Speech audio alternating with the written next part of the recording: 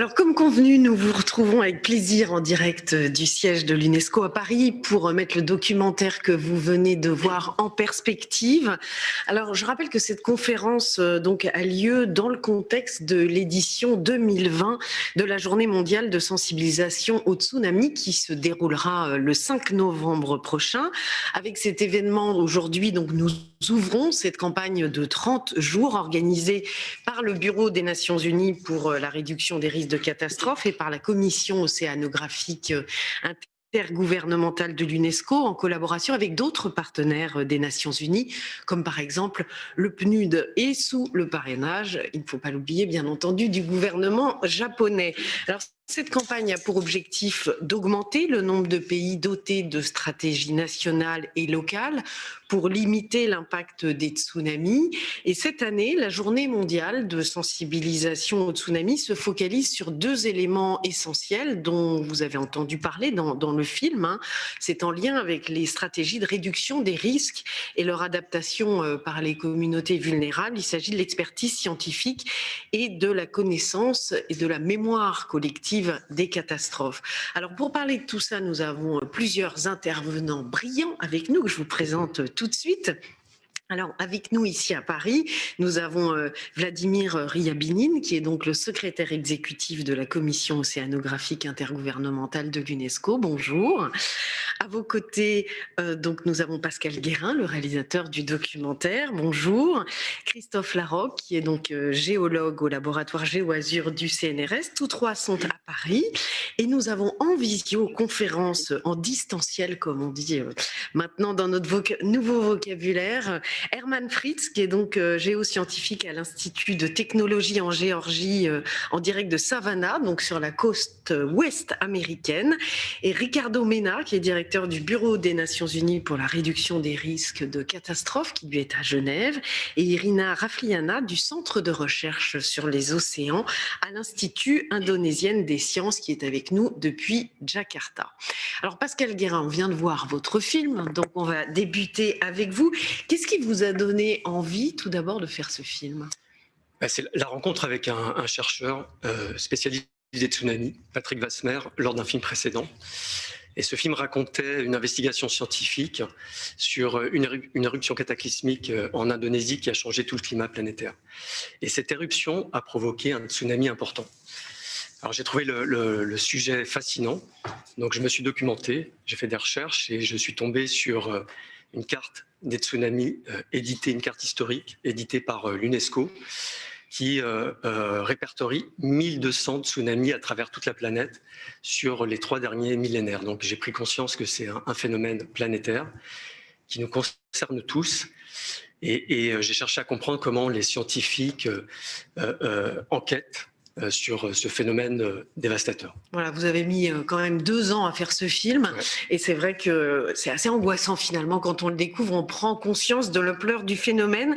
Alors j'ai oublié de vous dire, vous êtes plusieurs centaines à nous suivre sur Facebook, Twitter, YouTube, en anglais et en français. Et à la fin de nos échanges, vous pourrez poser des questions sur la plateforme slido.com hashtag Tsunami au singulier. Donc surtout n'hésitez pas à intervenir à la fin de nos échanges. Vous pourrez poser des questions et on se fera votre relais. Alors, depuis les tragédies de 2004 et de 2011, il y a eu des progrès significatifs quand même dans les domaines scientifiques, technologiques et sociaux pour faire face aux tsunamis, notamment à travers le développement des systèmes d'alerte précoce. Mais le tsunami de Palu en Indonésie en 2008 a montré que des défis importants demeuraient encore. Hermann Fritz, on le voit dans le documentaire, on vous voit enquêter sur le terrain. Qu'est-ce que vous avez appris, vous, les chercheurs, de ce tsunami de Palu?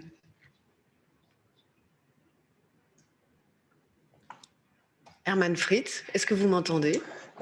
Oui, bonjour. Bon, on a appris de.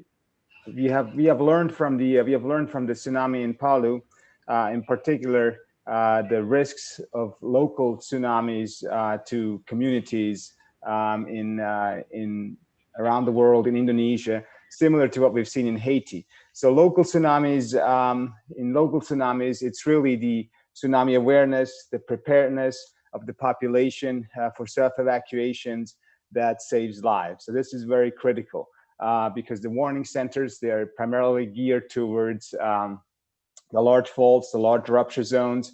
But for these smaller events, it's very important that the population is well educated. What happened in Palu is that we had only a few minutes between the earthquake and the onslaught of the tsunami. That makes it very, very difficult to issue and distribute reliable warnings to the affected populations. Hence, spontaneous self-evacuation saves lives. Oui, en fait, ce qu'on découvre dans le film, c'est que donc Palu, c'était quand même 4 ans après Banda Aceh. Il y a eu beaucoup de victimes parce que les personnes ne pensaient pas qu'un tsunami pouvait avoir lieu dans une baie. Et vous avez fait des recherches pour comprendre. Et là, c'était une nouvelle forme de tsunami finalement que jusque-là, les chercheurs n'avaient pas identifié. Well, tsunamis have occurred in bays before, similarly to, for example, in Port-au-Prince, in the Bay of Port-au-Prince in Haiti. We also had a tsunami, much smaller event, and the majority of the people was also killed by the earthquake. However, in Indonesia, the focus has been on the mega disasters, on the mega earthquakes, the mega ruptures from Banda Aceh, and then focusing on ruptures further south along the Sumatra and the Sunda Trench.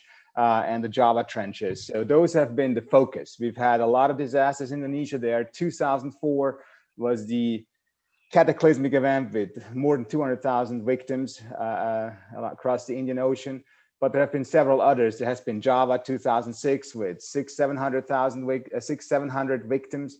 There has been Mentawai Islands 10 years ago, exactly almost in 2 weeks, 10 years ago. With another 500 victims from slow tsunami earthquakes. So those have been the focuses of the Indonesian tsunami warnings. But also in other places around the world, the focus has been on these very large trenches. However, there are surprises and areas which may not be prone to these mega earthquakes. There's no magnitude 9 going to happen in Palu Bay.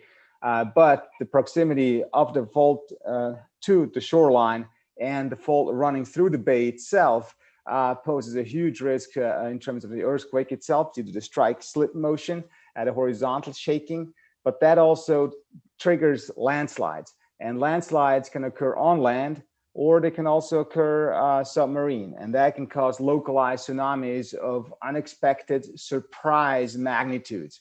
So that is really the big challenge with these events, is that it's not as simple as simply saying, well, once you have a magnitude 8 or bigger, you're going to expect a tsunami. But for these magnitude 7.5 events, it is always very difficult to know whether a tsunami is going to happen or not, because usually the earthquake itself is not big enough to generate a mega disaster. It usually takes a secondary cause like a submarine landslide or a coastal landslide to cause a large tsunami in those events. Ricardo Mena, qu'est-ce qui a mal fonctionné à Palu? Est-ce que le nombre important de victimes peut être attribué à une défaillance du système d'alerte précoce? Oui, merci pour la question. Well, as explained by Professor Hermann Fritz, the tsunami in Palu had very characteristic and singular characteristics that cannot repeat themselves in too many places. And the in this case, the earthquake triggered by tsunami mudslides, which created mini tsunamis all over the bay that were not predictable by the Jakarta early warning system. So it caught everybody by surprise. But early warning does save lives, and the Sendai framework, the global plan for reducing disaster risk by 2030, recommends that all countries have national and local disaster risk reduction strategies in place by 2020, and also multi-hazard early warning systems in place by 2030. Now, since the 2004 Indian Ocean tsunami in Banda Aceh, many more countries are now equipped with early warning systems, and there are less casualties from disasters. It is important to note that early warning systems can help us with certain hazards to which we know we are exposed. But the danger with pinning our hopes on early warning systems is that it can lead us to feel that we have done all we can do for now to protect ourselves. But there are many other ways we can reduce risk of disaster more proactively, where and how we live, the regulations we make and follow, the ways we reduce vulnerability matter too. So there must be more layers of protection between normal life and catastrophic disaster events than the calibration of an early warning or an alert. Oui, parce qu'il y a aussi le poids de la mémoire collective. Dans le film, on voit bien un témoin qui est survivant du tsunami sur Boigny, là près de Palu, qui exprime ce qu'il sait finalement. Il dit on a toujours dit que les tsunamis surviennent en mer et pas dans les baies. Donc moi, je m'attendais pas à ce qu'un tsunami arrive de la baie. Et à travers ce témoignage, on comprend que les gens ont finalement leur propre certitude sur les tsunamis. Et c'est important d'en tenir compte parce que l'évacuation spontanée des communautés locales, elle est basée sur les connaissances des événements passés et sur l'éducation que les gens ont reçue, sur la mémoire que l'on se transmet des grands-parents aux enfants, aux petits-enfants. Et ça peut sauver des vies. Parfois, Herman Fritz, est-ce que ça a été aussi le cas à Palu? Well, unfortunately, humans have a tendency to sort of fight the last disaster, which basically means the last disaster is the most present. This has been with Japan in 2011, but also with Banda Aceh. So those have been the things that have really been present in the population are these large events. They have dominated the airwaves on television and so forth and on social media with Japan. So it was unexpected, unfortunately. And unfortunately, we had a festival that was going to take place on the beach.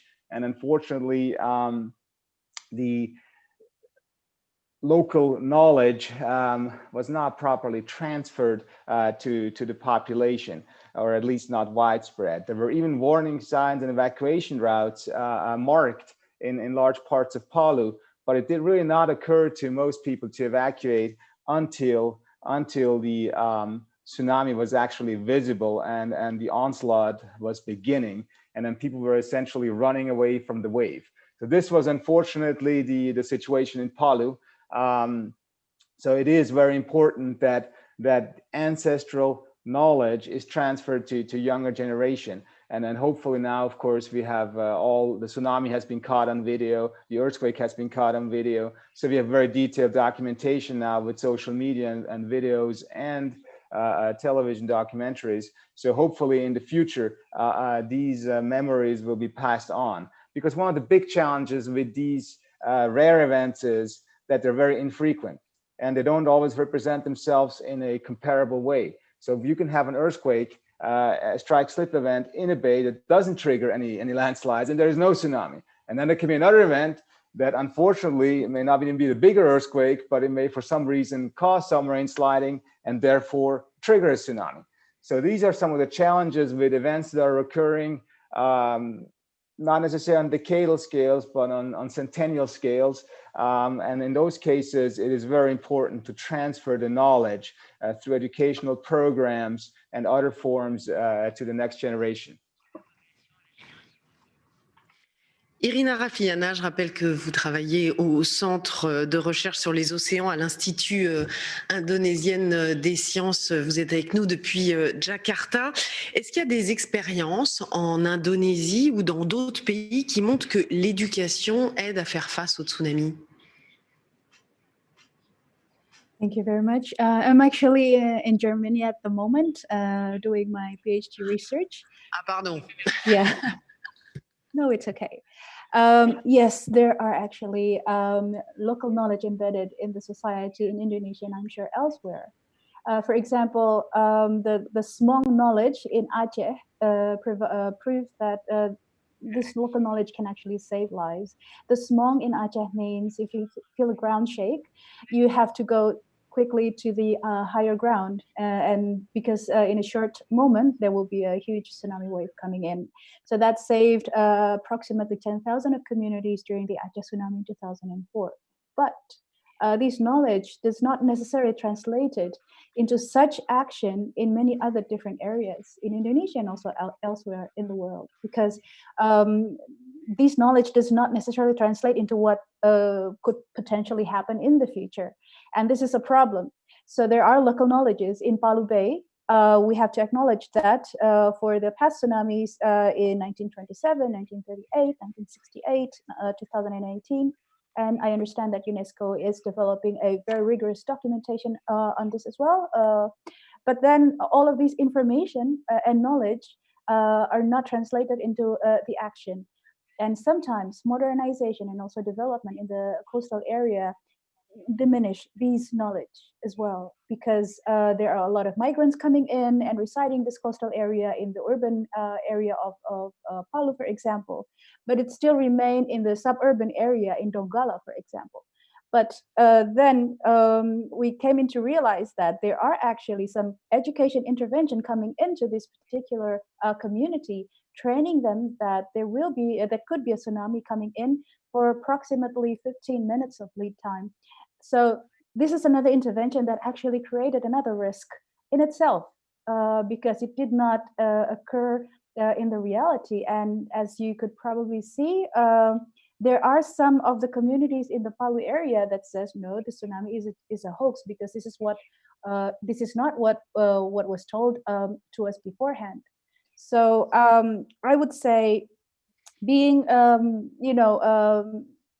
modest about the limitation of science, the limitation of technologies, and how that are translated into an embedded culture in this new vibrant society is a huge challenge up to today. Doesn't mean that we cannot do that, but it's still a huge challenge.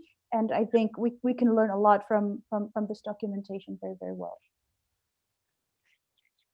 Mais concrètement, si vous deviez donner des exemples de sensibilisation de la population, par exemple, ça serait quoi? I would say to have a look at a more closer look with the social lenses is very, very helpful, because we then understand how these modern information can be taken and became a new kind of value that the community trusts. Because over and all, learning from all of these events, we learn that no, this technology may not work. Maybe we shouldn't trust the siren system, so on and so forth. So there's always this unpredicted community reaction as well that we don't quite understand until today, similar with how the geological system are also working. So this kind of important information, knowledge needs to be brought up in a eye level.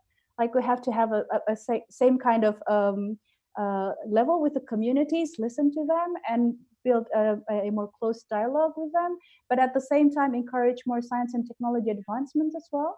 While probably at this point of time, it's more about this intervention of science coming into the communities, and I think we don't leave enough space for the community to also speak out for their interests. Why would they choose to live in the coastal area? Because there are other risks that they are facing. Their economic risk, the risk of losing the access to education for their children, for their livelihood, for example. That's also another risk. That's not so that makes them think that it's not only tsunami that is posing a risk to my life. So this kind of element and also perspective is important, to be more empathetic to what the social fabric is at this point of time. So that would be my view. Merci. Thank you very much. And now, Christophe Lerogue, you're a geologist in the CNRS laboratory. In Pascal Guérin's film, we see things about the Mediterranean, in particular the Ligurian Sea off the coast of Genoa in Italy, Monaco and Nice. So there's a big question here, because we feel that people there are not at all aware of tsunami risk.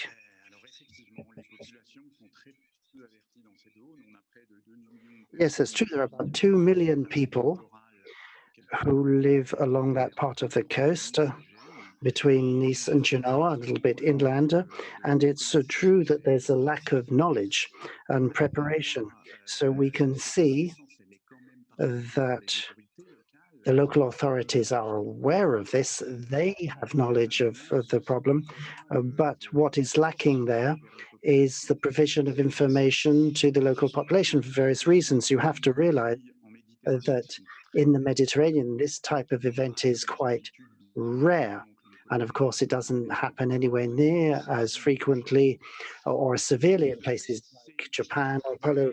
And it's true that people don't really have this at the forefront of their minds. It's not one of their day-to-day concerns. So when you go to this part of the Riviera between Nice and Genoa, you'll see there's no information board or information. This is the sort of thing I'm thinking of, just a board, information board, telling people what might happen. And this is for historical reasons. These are very rare events, and people have forgotten about them. But there was a tsunami, wasn't there, in 1887 that claimed several hundred victims. What happened since? Nothing?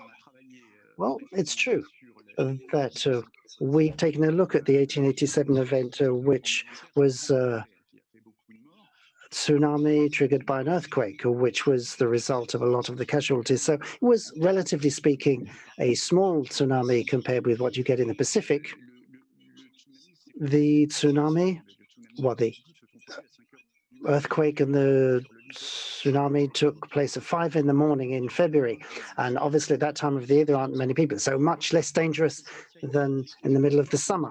So what we're thinking about now is issues, well, what you do in the case of a small tsunami, but where it would be much more dangerous in the middle of summer. You'd have tourists all over the beaches, and it could produce huge damage because on the basis of our observation and modeling work, we see that, okay, a tsunami can produce a very high wave, but there are other currents that can occur along the coast and maybe carry people out into sea. So we know this could be very problematic. So we don't have as dense a population as in Indonesia, but in July, those beaches have tens of thousands of people on them, don't they? Yes, that's absolutely right. Now, there is no warning system that exists now. And studying this, we found that the fault responsible for this earthquake and tsunami is 20, 30 kilometers offshore. So the time it would take for a tsunami wave to reach the coast, if such a thing would happen, would be about 20 minutes. Very short space of time for the scientific analysis and get the warning out to people, which means that the most important thing is informing people prior to that and teaching them what they should do if an earthquake were to occur. We've studied this and we've found that something that's surprising, although understandable at the same time. What would people do if they felt a seismic tremor? Well, most of them say, I'd get out of my building, out of my house, and I go and take shelter. Where? On the beach. And that's where the tsunami would hit, of course, about 20 minutes after. So it's understandable that the authorities don't send out warnings because that'll scare away tourists, won't it? Yes, it's a complex situation. When you talk with people, you realize that there are some who prefer an ostrich policy, just forget about it. We've got enough on our plate. I don't want to have to think about natural disasters as well. But at the same time, we have to realize that these events don't happen very often. So what can be considered, what can be invested by public authorities to prevent an event that might well not happen. So Pascal Guérin, what about education and knowledge? Are they for you the keys to dealing with this? Yes, I think that's absolutely vital. Coming back to what Christophe said during the film, when we were on the Ifremer vessel, we took a pilot boat from Nice Harbor to get out there, and the captain of the pilot boat was totally unaware of tsunami risk, whereas this is somebody that leads the big ferries in and out of Nice harbor. So it's pretty incredible. So I'm not saying he's to blame, it's that just it's a general lack of knowledge. So we've lost part of this ancestral knowledge. And in Naples as well, it's pretty much the same because Naples is a bay. You're talking about 1 million people plus tourists. It's a very busy, lively town and industrial and harbor and pleasure harbor. And we can see in the film that in the 14th century, there was a major tsunami. So we see this from what Petrarch wrote. But at the moment, we're in the situation where Italian scientists have modeled the tsunami risk, it's because of Volcano, which is 200 kilometers away from the Bay of Naples. And they try to show what the current risk is, which is quite real. It's a difficult situation because it's difficult to get that message out. Yes, you need to explain why. It's volcanic dust that settles on one of the slopes of the volcano that might slip. Yes, it would be a sort of landslide that could happen virtually any time. And in Krakatoa, Indonesia, in 2018, there was a very similar situation. As to say, the side of the volcano slipped into the sea and triggered a tsunami. And in this particular case, it would be 30 minutes between the landslide and a tsunami in the Bay of Naples. And the Italian scientists produced a model, haven't they? Yes, that's right. This is what they're trying to do, trying to transmit this knowledge. Scientists are very much involved in getting knowledge out to the public and the authorities to show that there's a potential risk of a tsunami. So Vladimir Ryabinin, you are the executive secretary of the IOC, which is a UNESCO body. So in addition to developing early warning systems that are supposed to be as effective as possible and evacuation plans, so the role of education seems to be key to this, as has been said. So what can UNESCO do to help and encourage local and international authorities to inform and educate their populations? To what extent is scientific knowledge and ancestral knowledge part of the policies and plans to prevent future disasters relating to tsunamis? For this question, and because you started with introduction of the IOC of UNESCO, I would like to say how it all works. So UNESCO indeed affecting minds of people by education. That is most important. Then Intergovernmental Oceanographic Commission of UNESCO is a technical body mostly. And we develop observations and different types of warnings, for example, tsunami warnings. But the person who was working actually in my position at the beginning of this millennium wrote to the governments saying, let's just don't wait until a devastating tsunami will kill people in the Indian Ocean. And it happened actually that this letter was sent in 2003, and in 2004 we had an Indian tsunami. More than 200,000 people lost their lives. So the lesson was learned. And we now established systems also in the Caribbean, in northeastern Mediterranean, northeastern Atlantic and Mediterranean. So we're learning from our mistakes. But the whole thing is very, very complicated. There is a scientific part of the story, and that would be related to analysis of seismic risks. I think now we should be able to also to learn more about risks associated with volcanoes. There was actually an article published about potential collapse of an Krakatoa. And also we can learn more about unstable slopes. It's possible now. But in addition to this, we have to understand that there's a lot of societal problems. The cost of land next to the sea is usually high. People tend to go there. And this is what is actually Kostas Sinalakis spoke about in the film. So now about other episode of Tohoku. So the risks are not multiplying because of technological reasons. And there are some very simple things. Then sirens can go just down because of the earthquake. Telecommunication systems may be down. A lot of technological risks.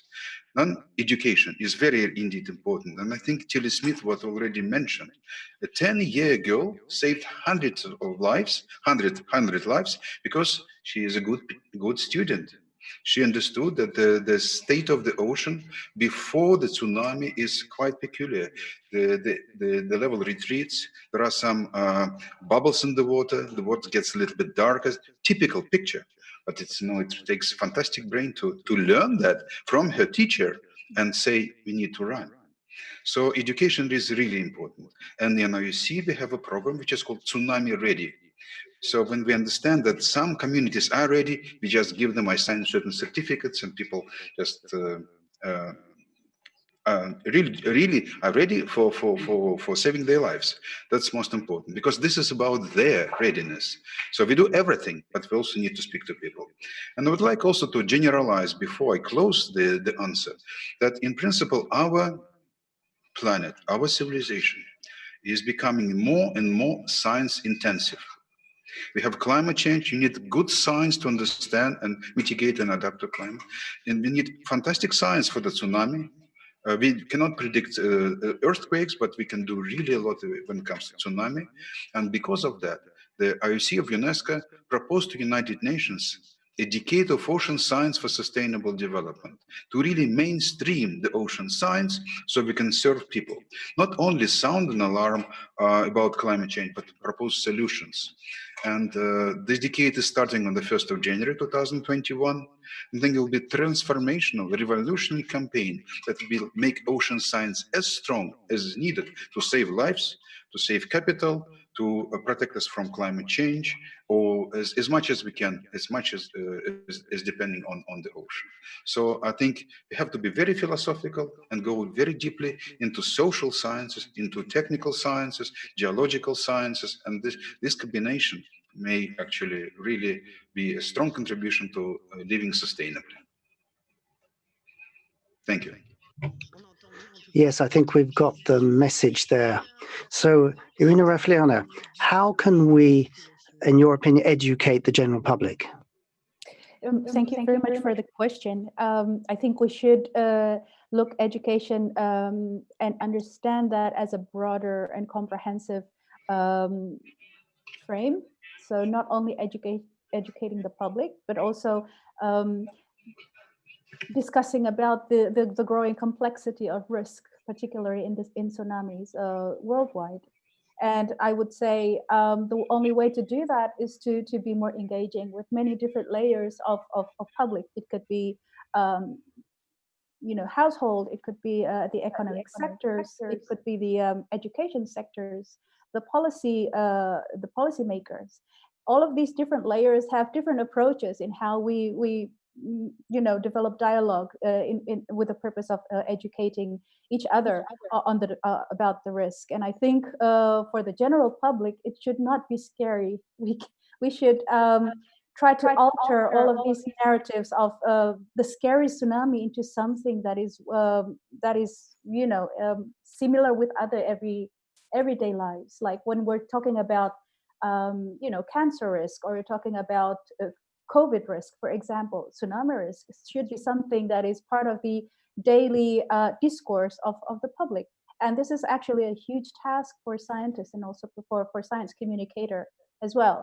And I would say the messages that we should develop are empowering the existing past knowledge, traditional knowledge, or local knowledge, but then empower that also with the contemporary knowledge based on the very recent scientific findings, hence support and also encouragement for continuous research is important, particularly to countries that are not as resourceful. And then all of these information should empower people to do self-evacuation first. And then let them learn that warning systems are instruments that will help them after they make their own personal decision. So it's not the other way around. So it's not that kind of dependencies that we are trying to construct within the society. And also beyond that, what are needed to be discussed, even with the policymaker and also the economic sectors, the tourist industries, the insurance companies, is to have a look at how we can actually change the livelihood setting in the coastal area with a clear and people-centered spatial planning, so to speak. So this is actually a huge task. Sometimes we are reluctant to go to that direction. We are more interested to go into a short-term remedy, such as the warning system, because it's very clear, the symbol is there. Tsunami buoys and tide gauge and sirens, and it helps people feel safe. But on the other hand, it also created sometimes false sense of security. There are already an underlying issues and problem at the society, including how they build their livelihoods around the coast.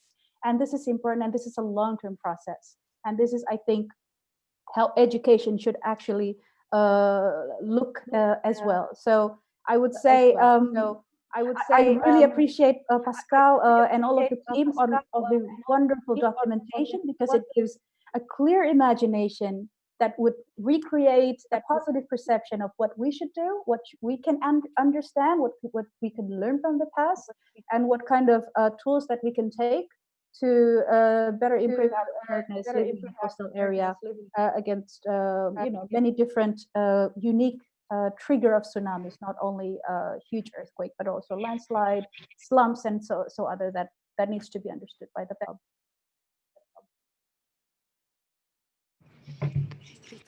Christophe Larocque, very briefly, what do you have to say about the importance of people being able to take care of themselves? Because I think you were nodding in approval of what Irina was saying. Yes, absolutely. I think my colleague is totally right about that. We don't want to scare people, of course, because very often that would mean people will reject the solution. If you give them too much information, you say there's a huge danger, huge disaster, it's counterproductive. I think what's important is to get people involved. When I say people, I mean individuals and the authorities. Individuals have to know what they're supposed to do if something happens, both for themselves and for others, because it can be a collective challenge, and the authorities have to be able to identify the danger level and for how long that risk will last. So it's vital to get people involved, which is more than just education, because maybe in that case the authorities will just provide theoretical knowledge and say, oh, we've informed the public. No, there has to be actual involvement at all levels, emergency services and the individuals involved, so that should something happen, they would know how to behave as calmly as possible. It can't be very calm, but they need to be calm to a certain extent. And this is what Irina, I think, was saying. Turning to Pascal Guérin, your film is a teaching tool as well, isn't it? Yes, I'd like to thank Irina and all the scientists that have used the film, and also here in UNESCO. I'd like to express my gratitude, because in this film, we see that the film is a sort of link between scientists and the public. And in this film, we see that there are 3 timescales. The scientists look at the past. For example, the tsunami that took place in Nice a long time ago, or in Naples, and in a cave in Indonesia near Banda Aceh, there was a cave in which we found 12 different tsunami deposits. And thanks to Hermann Fritz and others, we have the research of Palu, and there's also the future, because there's a Nonkai fault that we're all aware of, and the Japanese scientists and government have done simulations. So this is what we see at the end of the film. But the message to the public is that they have to realize that these 3 timescales are tsunamis. They're all the same. So say a past tsunami can be repeated today or in the future. That's part of education. When you realize that, it's not necessarily something that will scare you, but you are at least involved in the ancestral knowledge and collective memory. Herman Fritz now. ITSTs, International Tsunami Survey Teams, you're involved in them. How can they help in identifying early warning system problems and how to improve them? Since the 2004 tsunami, there has been a huge increase in terms of dart buoys, ocean bottom pressure sensors that have been deployed across the oceans around the world in critical locations, strategically placed along the subduction zones. However, there are still gaps with ocean instrumentation in order to detect a tsunami. So more tide gauges, for example, localized tide gauges will allow for an earlier detection of a tsunami in vulnerable areas. Likewise, an increase in number of dart buoys or ocean bottom pressure sensors, we can also increase the early detection and shorten the warning times, but also shorten the times for a potential cancellation. Because in particular with events where there's a chance that there is no tsunami, it's also critically important that we can cancel any warnings as quickly as possible so that we can minimize the economic impact. So it's really about putting it together. So seismologists have done a great job at improving our understanding of the seismic faults on the seafloor. They have been well mapped and so forth. Now it's a matter of combining that information with seafloor bathymetry and so forth in order to understand which areas are particularly susceptible to submarine landslidings and what kind of magnitude of earthquakes are likely going to trigger a submarine landslide in a location that might then cause a tsunami. And then we can try to have localized warning systems, but that also comes with a cost. So they are not, of course, able to cover very large areas. So local warning systems are quite costly. So it's a compromise there. So with that being said, I think there's going to be significant progress in being able to detect tsunamis earlier, in being able to make more precise and more localized warnings. There's going to be improvement. However, there are going to be limitations. So even in this day and age where everybody is looking at their cell phone all the time and so forth, and there is the total connectivity, it's very important that in a case like Palu, where there are only 3 minutes, for example, for some locations between the earthquake and the onslaught of the tsunami, that it's really spontaneous self-evacuations that will save the day for those who are affected locally. In local cases, the earthquake is the official warning. And as Professor Kostas-Sinolakis has been saying for more than 20 years, if it shakes more than 15 seconds, if it shakes more than 15 seconds, there is the potential for a tsunami. So if it takes more than 15 seconds and you are anywhere near the shore, you should evacuate inland or to high ground. That is spontaneous self-evacuation. We say 15 seconds primarily because magnitude 7 or larger is typically what can trigger a submarine landslide and earthquakes, generated tsunamis. But it's also, people are not looking at the clock or not looking at their watch when an earthquake happens. So 15 seconds is sort of a good number in terms of the timing. But in particular, if it gets even longer, so if it's 30 seconds or a minute or 2 minutes, then for sure we are looking at the very large tsunami potential. Yes, I think if there's one takeaway from what's been said today, it would be that, very briefly, Ricardo Mina, to wind up, would you say there is a systemic risk here? I think that this event in Palu has told us many interesting things. It shows us also that human behavior needs to be adjusted to better live with the existing risk and what parts of resilience culture failed.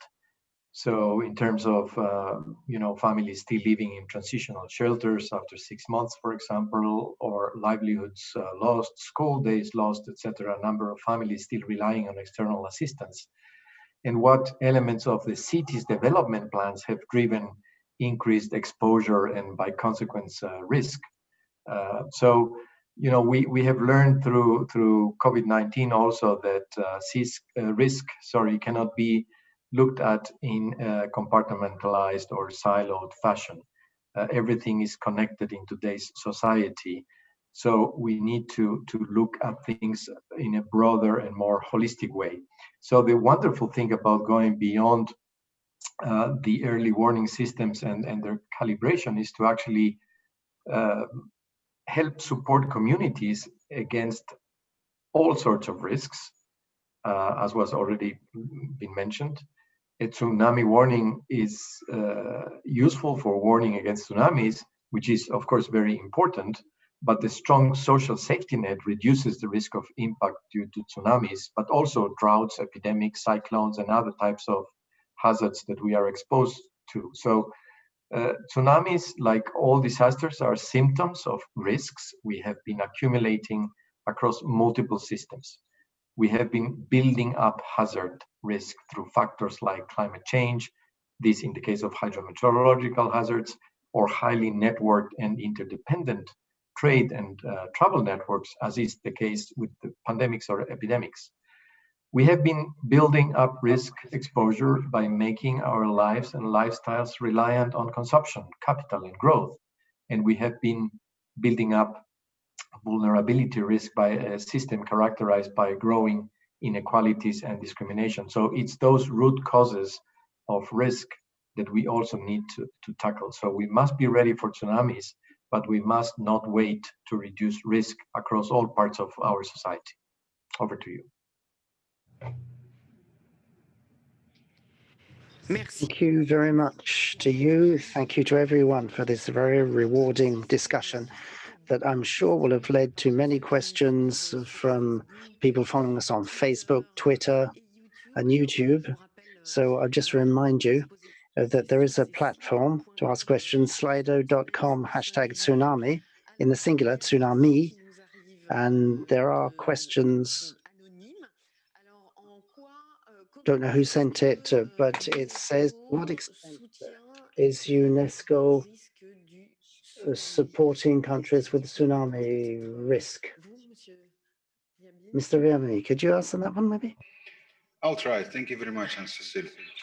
In principle, of course, tsunami in Indonesia, it happened in Indonesia, but then it struck countries in Africa.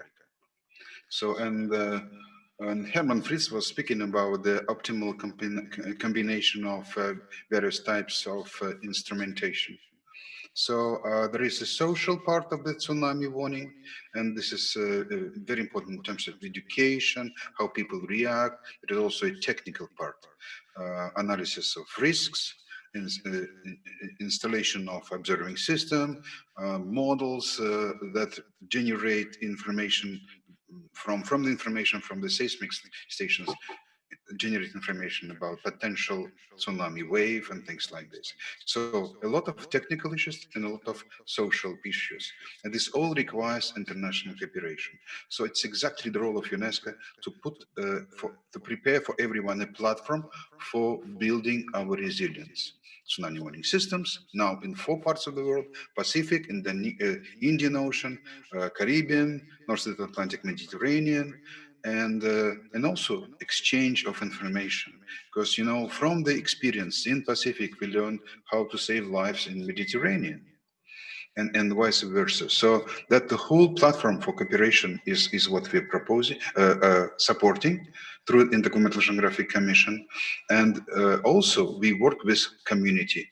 I've already said Tsunami Ready program, educating communities, also installing signs and things like this, working with governments, so governments would understand the risk, start moving into this direction, and also working with people, educating people, doing the work on different sides of this spectrum of stakeholders, from people to governments to scientists, uniting everyone.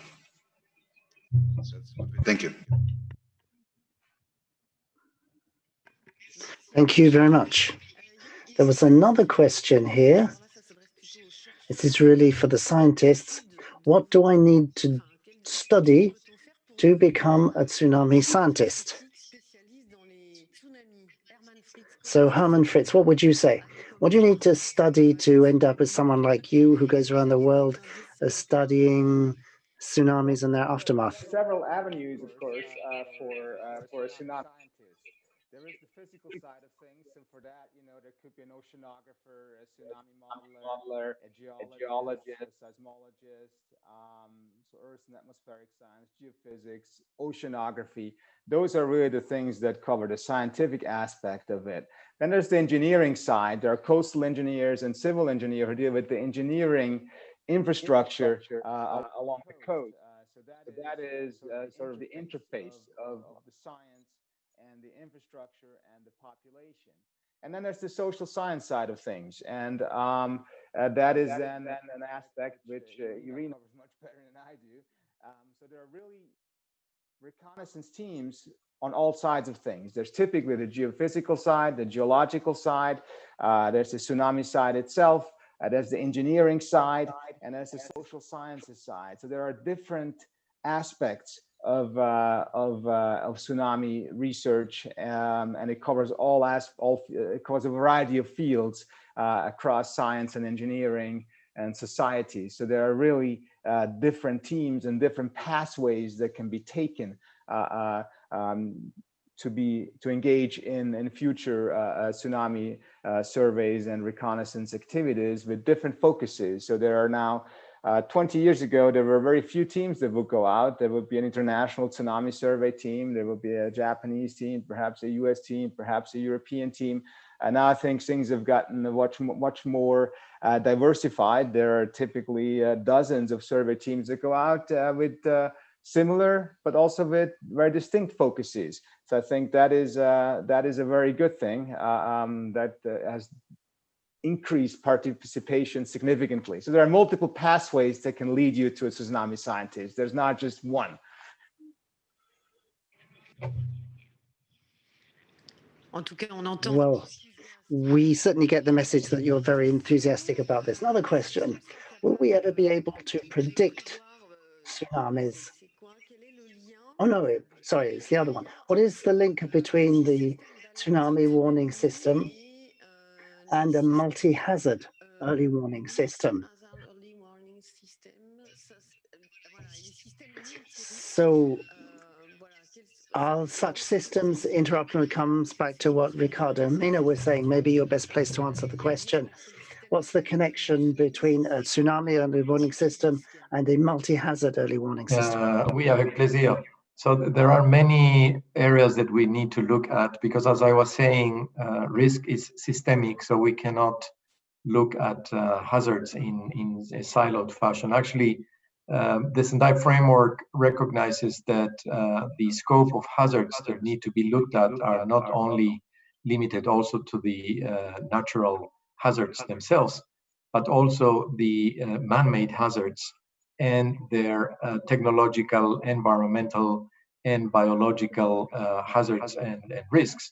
So just to mention one example related to a tsunami that was triggered by a major earthquake in Japan, in Sendai precisely, the earthquake generated a massive tsunami that did create also damages in the nuclear power plant in Fukushima. And this shows you how interlinked these hazards are, because you have a geological event that generates also a nuclear emergency. So when we talk about multi-hazard early warning system, this means that first countries need to make an inventory of what are the hazards they face or may face, not only from the domestic perspective, but also from the international perspective.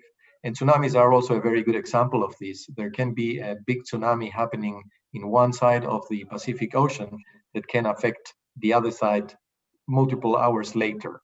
So you need to do this inventory of hazards and try to develop systems that will allow you to see what can trigger something else. There are, for example, many earthquakes that can trigger landslides, and these landslides, if they happen in an urbanized area, they can potentially affect a petrochemical facility, which can generate a tremendous fire that can leave an entire city without electricity or power supply. So things are absolutely linked, particularly in today's society. So these multi-hazard early warning systems actually refer to one of the targets of the Sendai framework.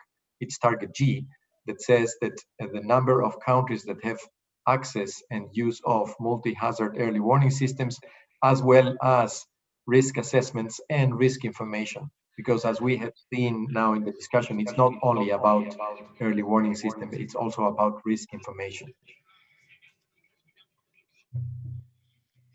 Thank you very much. I think we've got time for maybe one or two last questions. Here we have a question about the World Tsunami Awareness Day. Why on the 5th of November? Is there anyone who can take that question? Why pick the 5th of November for WTAD? Je vais essayer. Oui, allez-y, je vous en prie. Go ahead if you want to try. This is an international day that was adopted by a UN resolution. So it evocates some of the main events that have happened regarding tsunami, particularly from Japan. And it was a initiative that was sponsored by the government in Japan and other governments who presented this initiative to the General Assembly of the United Nations. And this was indeed adopted. And we have been, for the past 5 years or so, celebrating this World Tsunami Awareness Day.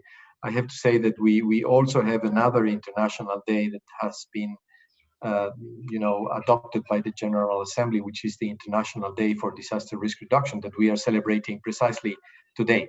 So in the disaster risk reduction community, if you want, we have 2 days that we celebrate or commemorate every year. One is the International Day for Disaster Risk Reduction on 13th October, today, and the World Tsunami Awareness Day on 5th of November, to also try to raise the awareness of population around the globe of tsunami risk. There is even, sometimes we always make a link between tsunami and the ocean, but it's not necessarily the case.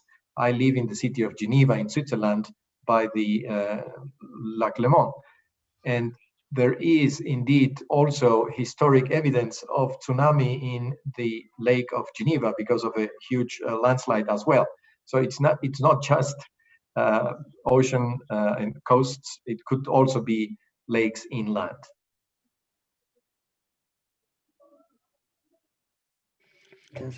Thank you very much.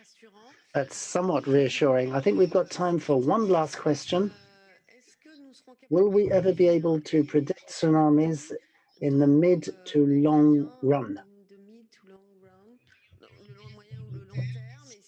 If not, what is the ideal scenario we want to get to in terms of the science?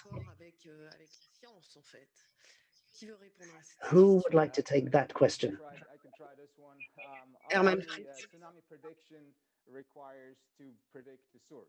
Okay, so tsunami can be generated by an earthquake, it can be generated by a landslide, it can be generated by a volcanic eruption, or even more far-flung by an asteroid impact. So earthquakes are the most common sources of tsunamis. So can we predict earthquakes?